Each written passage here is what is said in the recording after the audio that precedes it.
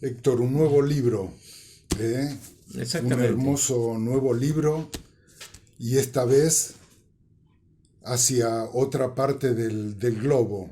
Has exactamente. escrito y has estudiado sobre la formación de Estados Unidos, sobre China y obviamente sobre los problemas políticos de nuestro país. Pero ahora veo, o sea, este hermoso libro sobre la revolución árabe. Por lo visto has trabajado bastante por el volumen del libro. Lo que me gustaría, o sea, ¿qué abarcás? Porque abarcás un proceso social, una revolución, estás Claro. hablando, y también estás hablando de un pueblo. ¿Y de qué hablamos cuando hablamos del pueblo árabe? Porque, bueno, hay países, hay eso. Entonces, eso, ¿qué Sí, significa la revolución árabe? hay, digamos así, un teatro distinto al que yo había tocado anteriormente. Si bien lo de Estados Unidos es una cosa también muy compleja, que lleva mucho tiempo, lo de la Revolución Árabe es, digamos así, es mucho, pero mucho más complejo en la medida en que se entrecruzan una serie de cuestiones, ¿no es cierto? Eh, eh, con el tiempo y con la historia, con la geografía, con la relación de las distintas potencias del mundo con respecto a la zona y a las naciones, ¿no es cierto? O sea, la actuación del imperialismo en la zona.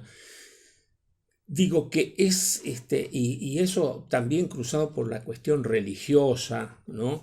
Lleva a una serie de particularidades que son difíciles de manejar. No obstante eso, y sí lo he dicho en el prólogo y en la parte final del libro, he tratado de actuar metódicamente, porque si no, no podría, A eso me frente a ese refiero, una cúmulo de cosas, situación ¿no es cierto? tan Es compleja, decir, ¿qué método, qué camino has usado para abordar una exactamente. situación tan compleja? Si no hubiese actuado con los rudimentos que tengo de conocimiento del materialismo histórico, ¿no es cierto? No podría haber ordenado los temas y todo lo demás, ¿no es cierto? Desde ya que esto es un trabajo de tres o 4 años, ¿no es cierto? Que yo lo fui trabajando en el blog mío, en internet, pero que después lo traté de pulir y de ver cómo podía encarar la situación. Y por eso esto tiene una parte general y otra parte eh, particular, ¿no es cierto? En el sentido de que al principio trato de tomar los ejes fundamentales de lo que pasa y después me voy a los países en En particular, cómo se expresa en cada país cómo se expresó claro, ese proceso ese común. proceso, ¿no es Vos cierto? hiciste referencia recién a un tema, el tema de la religión. Para el Exactamente. imaginario nuestro en Occidente, Sí, cuando hablamos de pueblo árabe, hablamos de islamismo.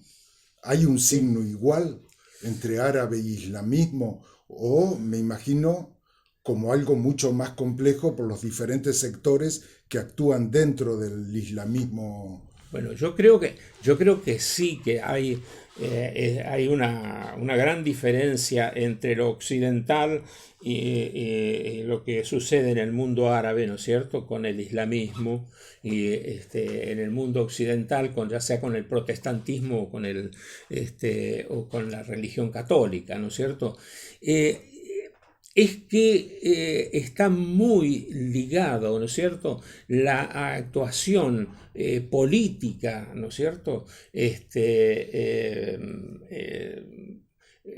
pública de los movimientos, ¿no es cierto?, en la medida en que están basados generalmente en directivas que surgen de organismos que son en última instancia han mezclado o han relacionado, ¿no es cierto?, mucho más que en Occidente, la religión con la política. Sí, las y esto tiene que ver cómo actúan las mezquitas, ¿no es cierto?, que organizan, ¿no?, y las madrazas, que son las escuelas, digamos así, islamistas, donde se preparan gente para actuar en la sociedad civil, digamos así, ¿no es cierto?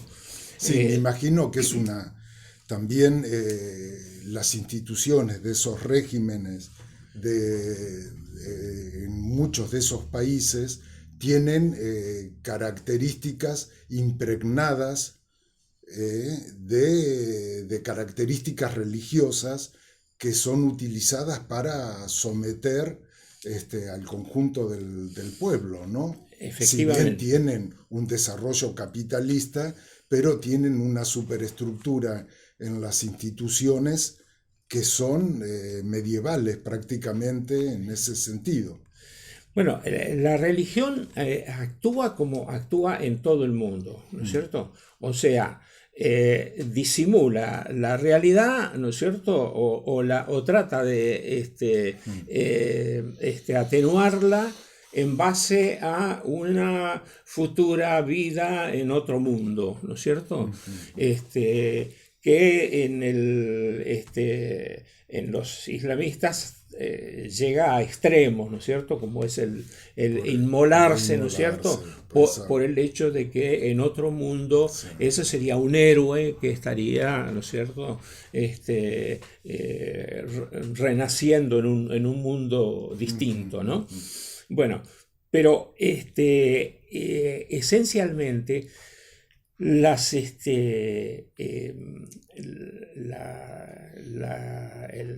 digamos así, las organizaciones islámicas, lo que han hecho en muchos casos no es solamente manejarlo superestructuralmente, ¿no es cierto?, a la religión para adormecer los problemas mundanales, ¿no es cierto?, o los problemas concretos que tiene la gente de explotación, ¿no es cierto?, sino que además han tratado de defenderse de alguna manera del avance de la cultura occidental, ¿no es cierto?, con lo cual han planteado un problema de identidad, digamos así, ¿no es cierto?, tratando de que el común de la gente, ¿no es cierto?, piense que la sociedad tal cual era en la época de Mahoma, es decir, es lo que se considera un reloj que atrasa la historia, ¿no es cierto? Sí. Entonces, por eso que han reivindicado la figura, ¿no es cierto?, de las organizaciones medievales cuando sobre todo los sectores más extremos o los yihadistas, ¿no es cierto?, han planteado hacer los emiratos o los... Por eso, Héctor, y cómo se expresa este proceso de la primavera árabe, de la revolución árabe, no solo en relación a este aspecto que claramente definías, sino al resto de la situación. ¿Cómo se ha expresado en los últimos años, que creo que es el motivo que te ha llevado a escribir el libro? Bueno, las luchas del pueblo árabe por liberarse, por autonomizarse, ¿no es cierto?, por desarrollar, en una palabra, la nación árabe, como ellos también le dicen, ¿no es cierto?, ha pasado por varios estadios, digamos, que son, digamos así, los que se plantean acá en el libro, ¿no es cierto? Sobre todo tomando la época más actual, ¿no es cierto? La época del naserismo, por ejemplo, o del panarabismo, ¿no es cierto? Que era Eso que fue en movimiento más bien... mediados del siglo XX. Nosotros tenemos que ver que esto se da, digamos así, después que se produjo digamos así, de la Primera Guerra Mundial, ¿no?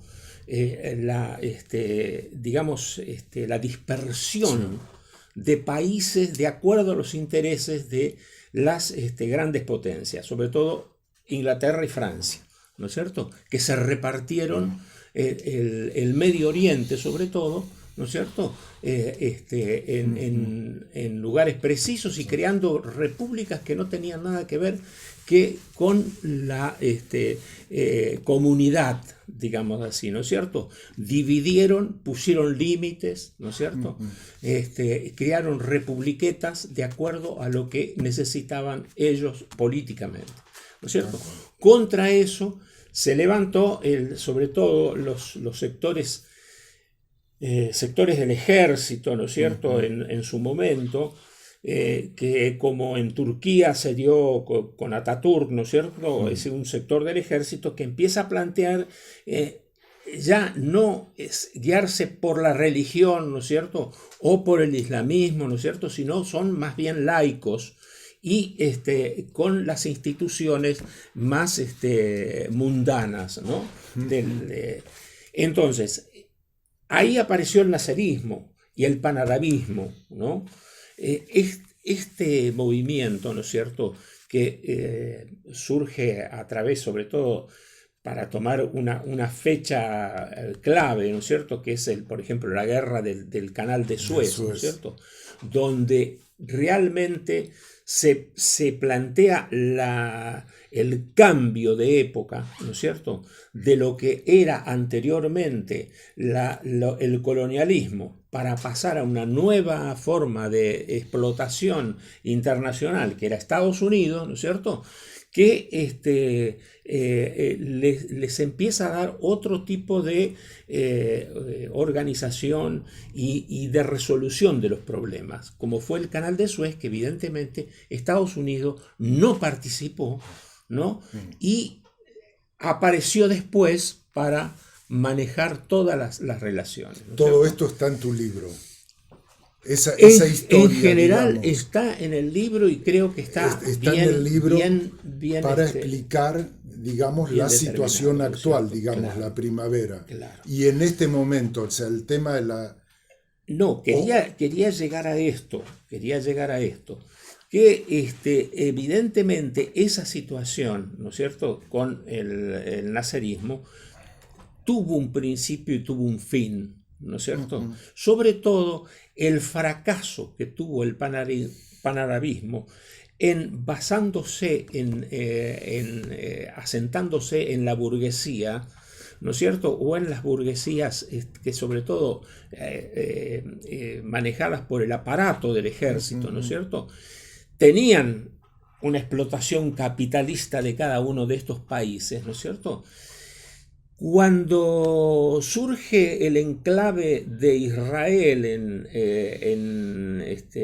la zona y comienza, digamos así, a haber un acuerdo entre Estados Unidos e Israel que no lo tenían cuando la guerra del Canal de Suez, ¿no es cierto?, empieza otra historia, ¿no es cierto? Una historia de Estados Unidos explotando el petróleo, explotando estas naciones, ¿no es cierto?, pero